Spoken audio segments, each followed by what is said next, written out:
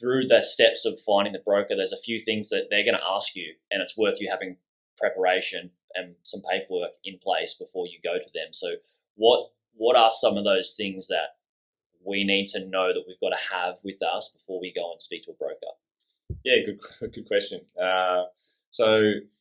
Initially, I say, look, having 6 months worth of bank statements is quite important. You pausing there? Sorry, I'd had to jump in there because I think 6 months worth of bank statements, that's for one particular type of buyer.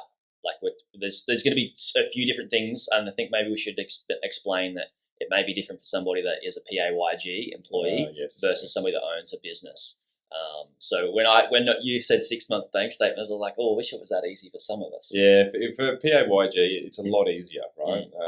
And so maybe we stick to PAYG, and then we move to like a little bit of self-employed. Yeah, we'll jump around with both. Okay, but, cool. I guess the reason why I'm saying 6 months worth of bank statements is most banks, they're asking that from you anyway, and that's really simple to get.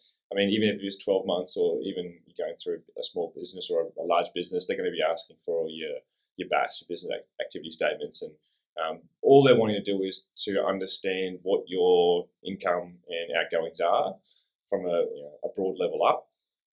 So they're going to be asking for those statements. So just obviously be prepared for that. Really easy. Go on your bank website and go to your statements section and print out the statements that you need, that they're being requested. But they are going to be requested. So this is putting your best foot forward and being proactive rather than reactive. So that's the first one that I jumped onto. And I mean, they're going to ask you a lot of questions, right?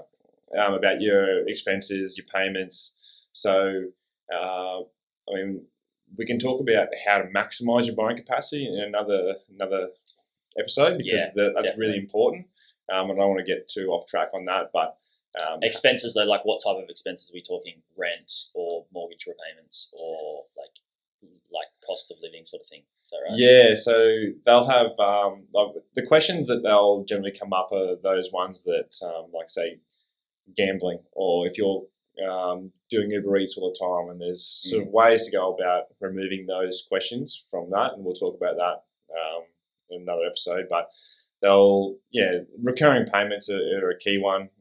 Basically, they just want to understand, is this something that's going to be into the future or not with your bank statements. So sometimes they come up as a red flag and they just question about it. But obviously read through your bank statements just quickly and understand that if there are any questions coming up, you're kind of going to be on that front foot with your broker. And most of the time, no one's really going to ask you too many questions if it's pretty straightforward. So don't stress on that too much.